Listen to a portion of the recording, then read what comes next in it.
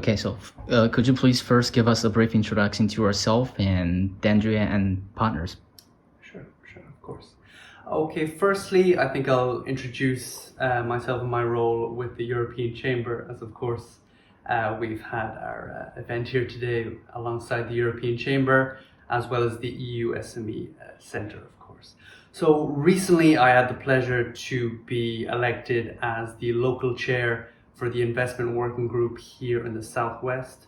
So essentially the investment working group, specifically in the Southwest, is a lobbying group striving for better treatment for foreign enterprises and more specifically European investors in regards to European Chamber members in the Southwest business environment.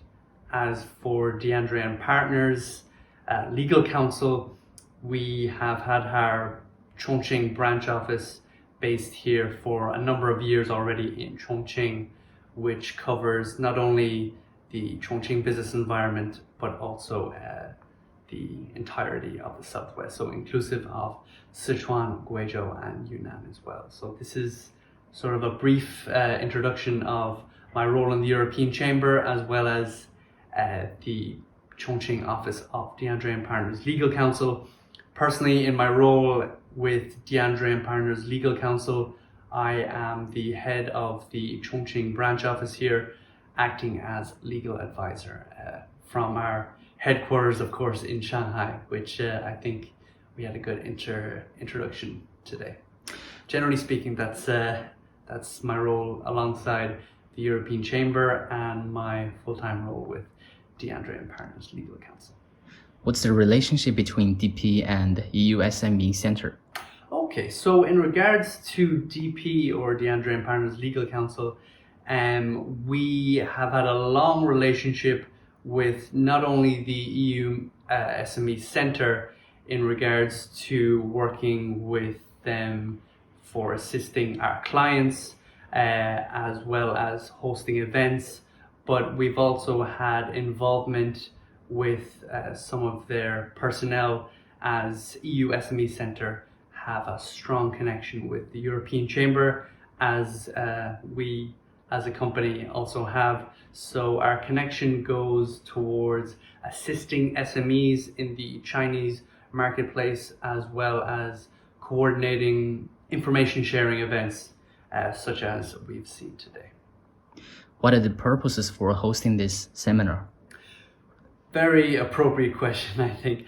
The main purpose, of course, as I alluded to previously, is information sharing, which unfortunately for foreign investors in recent years, perhaps the information is within the marketplace, but perhaps it's sometimes difficult to find or difficult to have explained thoroughly.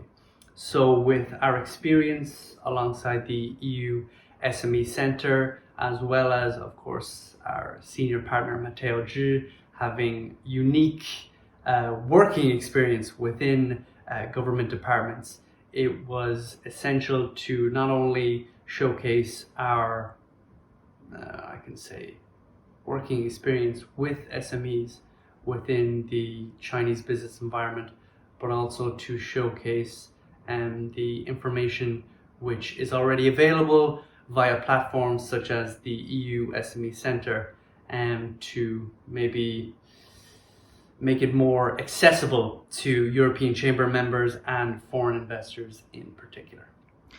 How would you describe the business environment here in Chongqing for foreign enterprises and SMEs? In Chongqing specifically, I would say, firstly, quite a welcoming initial investment environment in my experience, as our clients, generally speaking, are investors which have come to Chongqing for many years, and in their experience and in our experience, they've all spoken quite highly of Chongqing investment environment.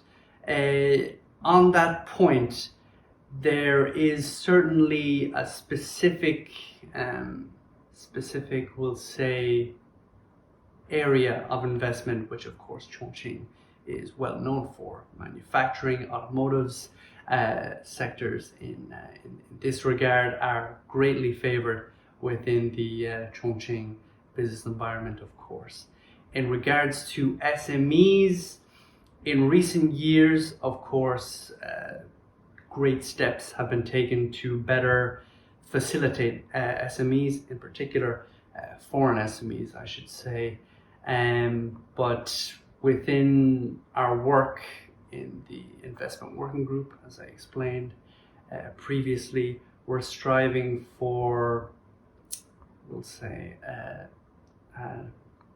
better treatment, I think, and for more effective work to be done to facilitate foreign SMEs within the Chongqing environment, as it's perhaps a little more difficult for foreign SMEs to be fully integrated within the Chongqing investment environment, as the resources are considerably less than the larger, we'll say, manufacturing and automotive industries. And in that sense, the environment in Chongqing for SMEs is good for now, but we'll strive to get it better.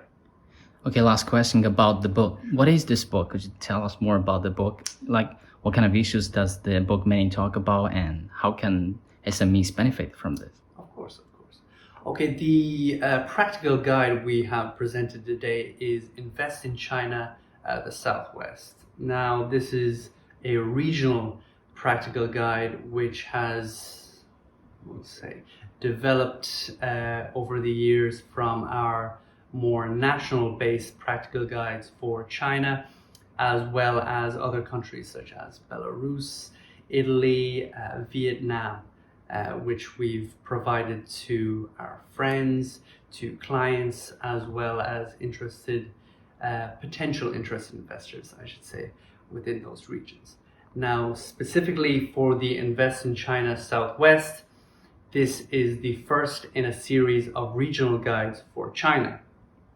As within previous practical guides, we've given an overview of the investment environment for China as a country as a whole, as Vietnam as a country as a whole. We have provided information such as laws and regulations which are specific to foreign investors that they should be aware about, taxation issues, which of course is a commonality of all companies, as well as development zones, even tourism, to name just some aspects which of course foreign investors should respect and know the history of the region in which they're investing in. In particular, to invest in China, the Southwest, we've taken all of these aspects, as I just mentioned, the specific laws and regulations which pertain to foreign investors. We have aspects of taxation, which foreign investors within the Southwest should be aware of, development zones, incentives and subsidies, which foreign investors may apply for when investing in the Southwest. Now, this is to say the Southwest, Southwest region rather, which we're referring to in the guide, encompasses Chongqing Municipality, Sichuan Province, Guizhou Province, as well as Yunnan. So this is, again, as I said, the first in the line of regional guides that we'll do about China, but we're very happy to launch this guide here today in Chongqing, where our DP office is based, and to share it with our friends and see what they think. If we need to change anything, we need to develop, I'd be very happy to further add to this guide alongside the latest developments, such as the Chongqing Chengdu Economic Circle, which I think is an amazing development, which has just come up in recent times, that I think should be a very important aspect in years to come, I should say, or decades to come, depending on its development. But this is an exciting time for the Southwest, and we're happy to contribute in any way we can and assist foreign investors in this region.